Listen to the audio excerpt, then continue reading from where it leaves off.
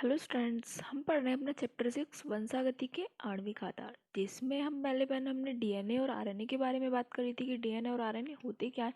तो उनके बारे में जो बेसिक नॉलेज थी वो मैंने आपके सभी डाउट्स क्लियर किए थे। ठीक है, जिससे कि आपको डीएनए और आरएनए में पढ़ने में कोई दिक्कत ना हो, क्योंकि ये आपका जो ये टॉपिक है डीएनए और आरएनए, ये काफ़ी ज़्यादा आपके इम्पोर्टेंट भी है। और दूसरी बात ये कि इतने हार्ड है कि आपके मोस्टली आप बहुत से बच्चों की समझ में ये नहीं आते। इसलिए तो मैंने आपको जितनी भी चीज़ें थी इसके अंदर बेसिक चीज़ें थी वो सारी क्लियर कराई थी कि किस वर्ड्स का क्या मीनिंग है और इस वर्ड से मतलब क्या निकलता है, किस तरीके से काम करता है इसमें।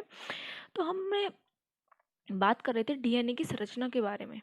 तो डीएनए के बारे में मैंने आपको बताया था कि जो डीएनए है वो डीऑक्सी राइबो न्यूक्लियोटाइड का एक लंबा बहुलक होता है, यानी कि एक लॉन्ग पॉलीमर होता है। वो डीएनए की लंबाई उसमें जो उपस्थित न्यूक्लियोटाइड्स होते हैं उसकी संख्या पर निर्भर करती है। ये भी मैंने आपको बताया था कि जो उसमें जीवों की एक विशेषता होती है डीएनए में, कि डीएनए की जो लंबाई होती है कि वो न्यूक्लियोटाइड की संख्या पर निर्भर करती है, और यही जीवों की विशेषता होती है, यानी कि उनकी जो हाइट होती है वो डीएनए के ऊपर डिपेंड करती है।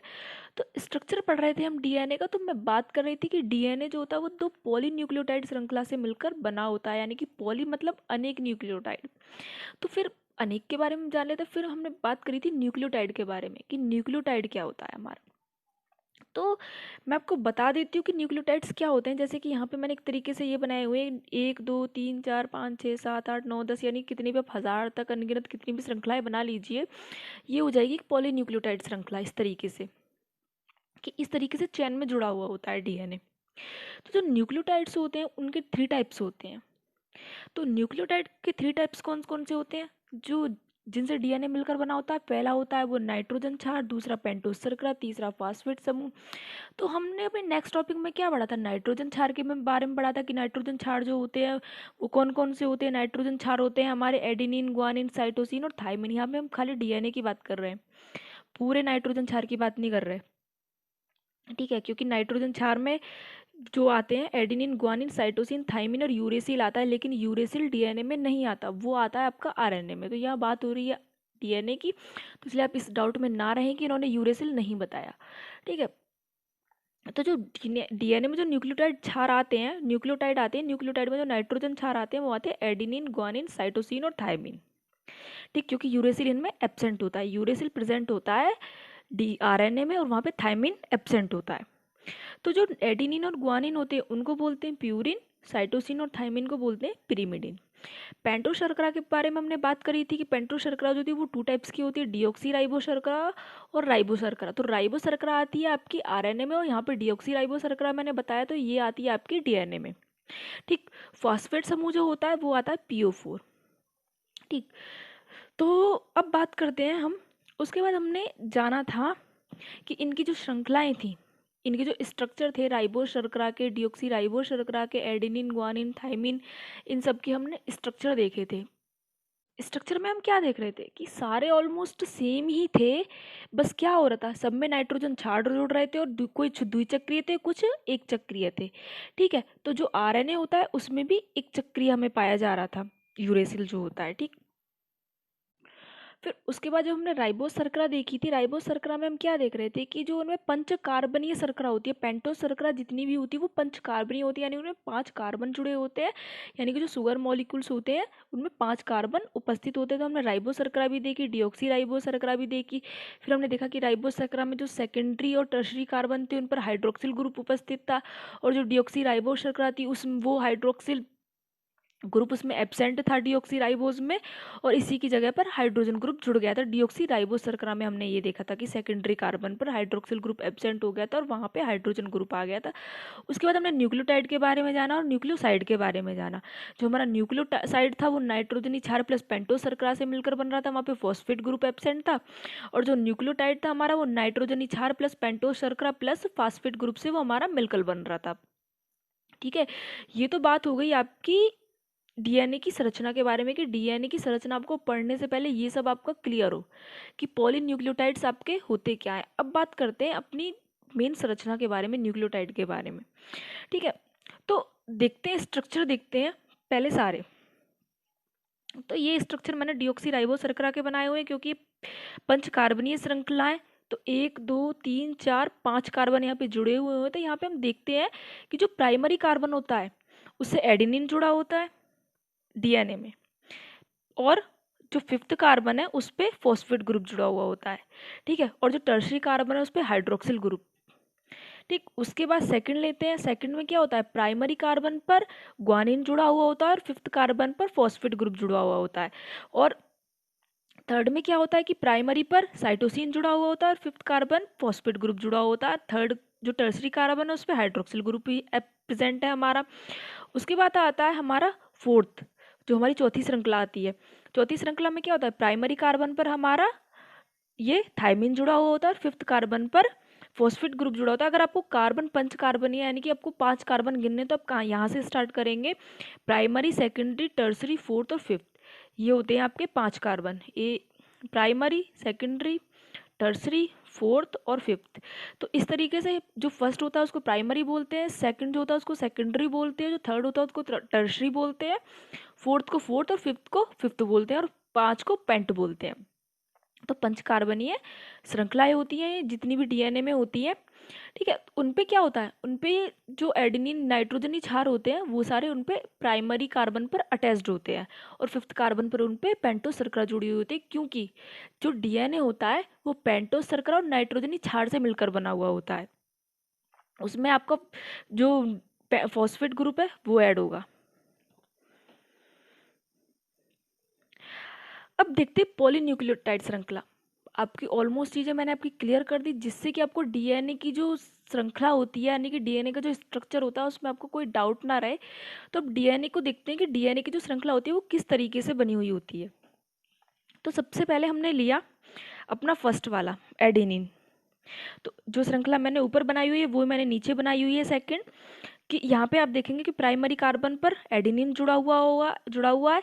उसके बाद थर्ड पे फॉस्फेट ग्रुप जुड़ा हुआ है, यहाँ पे थर्ड पे भी फॉस्फेट ग्रुप है, क्योंकि ये श्रृंखला में बना हुआ है। आपका जो डीएनए होता है वो श्रृंखला में बना होता है, तो जो थर्ड कार्बन होता है टर्शरी कार्बन होता है उस पर फॉस्फेट ग्रुप ऑटोमेटिकली अटैच्ड हो जाता है, और फिफ्थ कार्बन पर भी आपका जो फॉस्फेट ग्रुप है वो अटैच्ड होता है, ठीक है। फिर उसके बाद जो ये आपका थर्ड कार्बन से जो ये फॉस्फेट ग्रुप जुड़ा हुआ है, उसके बाद ये फिफ्थ कार्बन से जुड़ जाएगा दूसरी श्रृंखला में, यानी कि फर्स्ट वाली में ही थर्ड कार्बन से जुड़ेगा, टर्सरी से जुड़ेगा, लेकिन उसके बाद ये फिफ्थ जो कार्बन है उससे अपने आप ऑटोमेटिकली अटैच्ड होता चला जाएगा, जो आपके डीएनए की आप श्रृंखला बनाएंगे।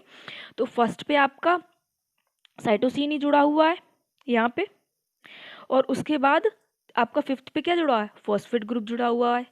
तो यहाँ पे पीछे देखते हैं हम, यहाँ पे फिर उसके बाद यहाँ पे फिर फिफ्थ कार्बन से फॉस्फेट ग्रुप जुड़ गया, और उसके बाद थर्ड कार्बन से जो टर्शरी कार्बन है उससे आपका फॉस्फेट ग्रुप जुड़ा हुआ है, और प्राइमरी कार्बन से क्या है आपका, प्राइमरी कार्बन से आपका थायमिन जुड़ा हुआ है। उसके बाद आप देखेंगे कि यहाँ पे फिर थर्ड कार्बन से फॉस्फेट ग्रुप जुड़ा हुआ है, उसके बाद यहाँ पे जो दूसरी श्रृंखला उसके थर्ड कार्बन से, और जो उसके बाद पहली श्रृंखला जो उसके थर्ड कार्बन से, और जो दूसरी श्रृंखला है उसके फिफ्थ कार्बन से फॉस्फेट ग्रुप जुड़ता है। तो यहाँ पे प्राइमरी से ग्वानिन जुड़ा हुआ है, और यहाँ पे थर्ड से आपका हाइड्रोक्सिल, यानी कि ये कह सकते हैं कि एक न्यूक्लियोटाइड के दूसरे न्यूक्लियोटाइड या फिर पेंटोस शर्करा से कि टर्सरी कार्बन से दूसरे न्यूक्लियोटाइड का PO4 यानी कि फॉस्फेट समूह जुड़ा रहता है। तो अब बात करते हैं हम पहले, जो पॉलीन्यूक्लियोटाइड श्रृंखला होती है इसके कॉम्प्लीमेंट्री होती है, यानी कि इसकी दो श्रृंखलाएं होती है बनी हुई, एक दूसरे के अपोजिट होती हैं। तो जो आपका थायमीन होता है, थायमीन से एडेनिन जुड़ा हुआ होता है।